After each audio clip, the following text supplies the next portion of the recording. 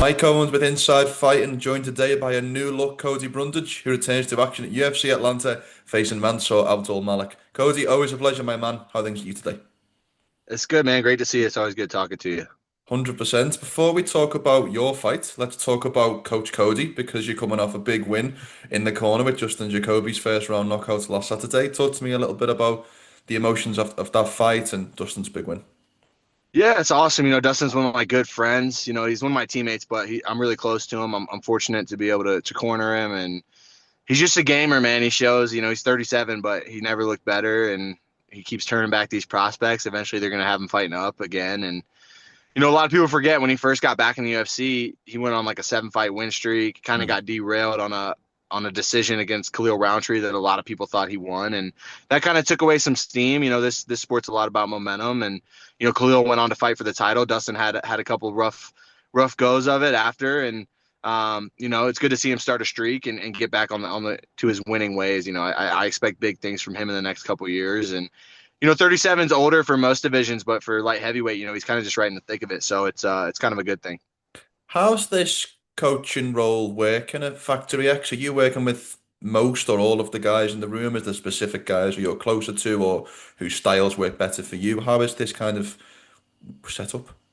Yeah, I feel like I work with all the guys. Anyone that wants help, I'm Mm, willing to help. And obviously, when I'm in camp, it's a little bit of a different dynamic. I'm not mm. full time coach. I'm focusing on fighting. But outside of camp, I'm doing a lot of stuff with our guys. And then I work with the open class people too, which is almost better because if you're going to teach someone who doesn't know anything, you really got to know your stuff. And it kind of forces me to go back and really be like, man, is this how I would do this?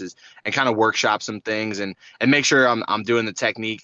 Uh, Correct, because otherwise, when you're just doing it, yeah, you're doing it, but you don't really know why or how. And so reworking it, especially for the lower level people, is better. And then obviously getting to coach my teammates, is a passion of mine. I love coaching, and it's been good. But during fight camp, obviously reel that back a little bit and focus on the fighter side of things and get ready for this fight.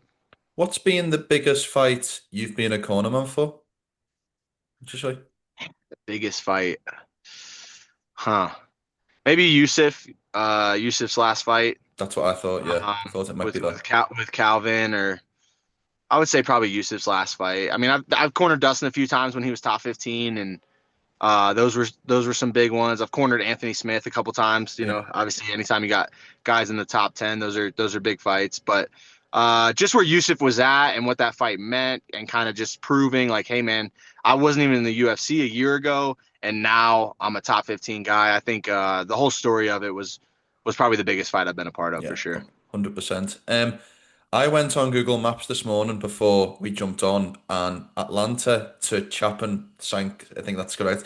Yeah, Chapin, yeah, Chapin, South Carolina is about a 4 hour drive, which for yeah. England is a very long drive. For America's like hop, It's skip, and a close. jump. Yeah, Are you viewing this as a home game or something similar? I don't know. I have a lot of people coming, a lot of Mm, friends. My family's actually not coming. They're gonna watch my girls. I'm gonna drop my daughters off in South Carolina, and um, I don't really. It's interesting, like going to fights is an interesting thing, and I don't necessarily even like my family being at the fights because it's kind mm, of a volatile spot. No one I knows can who they're imagine. sitting by, and I feel better with them not being there. But I have some buddies that are going that I went to school with that still live on the East Coast, and I don't know if it's a home game, but it'll be cool to be in front of a crowd back on the East Coast. And afterwards, me and my wife, we're gonna go to my parents and just stay for a week and kind of decompress. And so it's a good trip home and good vacation, and hopefully we get the job done and have something to celebrate. What do you make on your next opponent's style? What do you think he does well, and where are the areas that you think you can exploit? Ah man, he's a beast. He's really talented. He's got a full head of steam. Momentum's good for him. I think his superpower is he's ultra confident. He's never been pushed.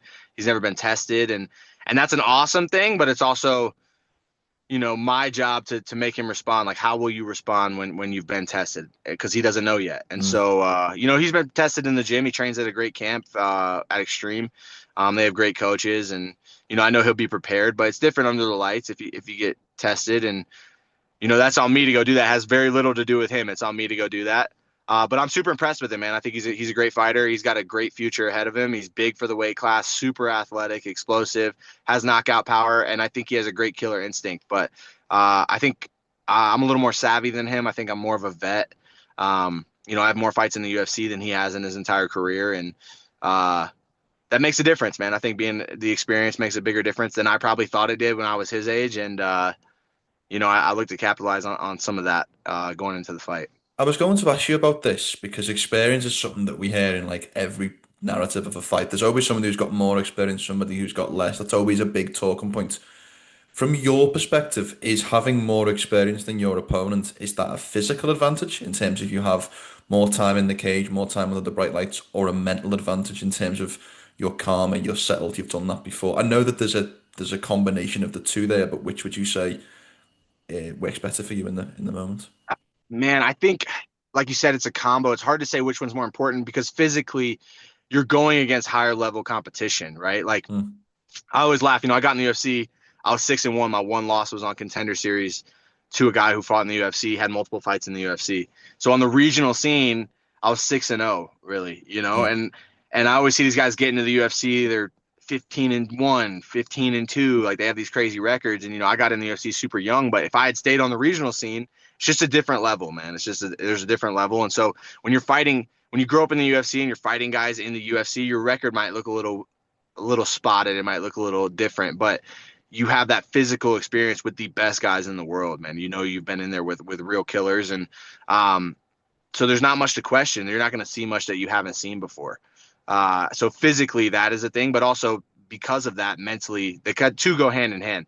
They're yeah. the same thing, physically and mentally. I think you have the same advantage, but it's both, and yeah, I think, like I said, when I was young and getting in the UFC, I was like, it doesn't matter how many fights you have. It doesn't matter what you've seen. I'm different. This is different. But it really is it's a huge point, the experience, and people can overcome it. I'm not saying you can't overcome it, Mm. but it is a real attribute that I think people don't necessarily give enough credit to.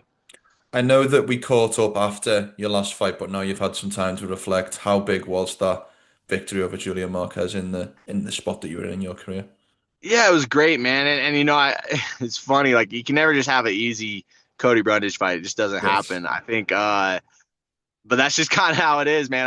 I feel like people were like, man, what a crazy fight. And it was crazy, but it was 4 minutes and 45 seconds. And 4 minutes of the fight, I was dominating the fight, And so I think people get caught up on the 45 seconds of adversity. And really, it was a showcase. I got caught. I had to kind of weather the storm a little bit. But other than that, I felt really good. I felt like that was probably the hardest way to go beat Julian.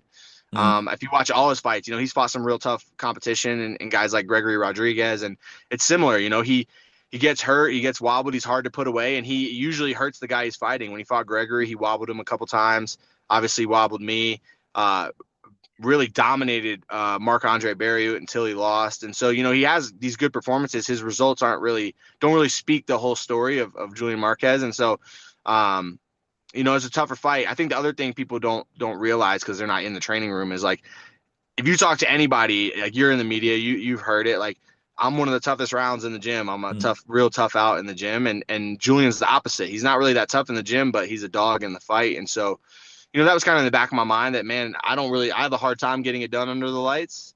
This guy gets it done under the lights. It doesn't really matter what our training was. Mm. So to be able to go and get it done under the lights, I think was huge for my mental, and then just moving forward, like man, I can do this. And I keep telling Dustin, man, give more, take more. That's just kind of I think my style of fight is I can give more and I can take more, and um, we'll see. Hopefully that works out for me. We keep it going that way. I feel like this last five fights has been respectfully one of the strangest five fight runs of any fighter in the UFC. When you consider a first round knockout after suffering the adversity you did, a no hmm contest, a spot on UFC 300, a slam KO, and a DQ win. It's like, are you almost waiting for things to settle down, or have you kind of embraced the chaos at this point?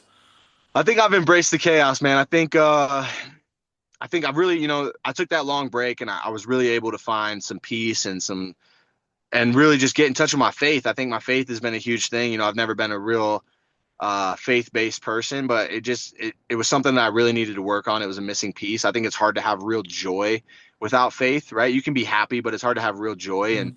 so that was something I really dove into, was just my faith. And I think there's a lot of peace with that. You don't worry so much about what other people think. You don't worry so much about uh, how other people are judging you, because at the end of the day, it doesn't really matter. There's bigger things at stake. There's bigger things going on than me. And that's not just in fighting, with my daughter and everything. Yeah.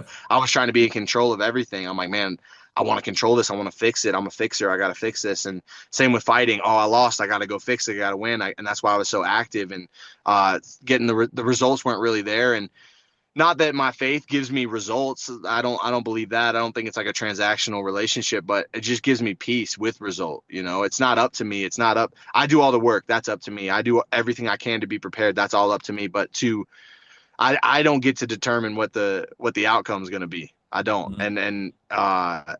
And I'm okay with that. I've done everything I can to be successful. And I think my faith has been a huge part of just having joy and embracing the chaos and realizing, man, like it doesn't really matter what other people think.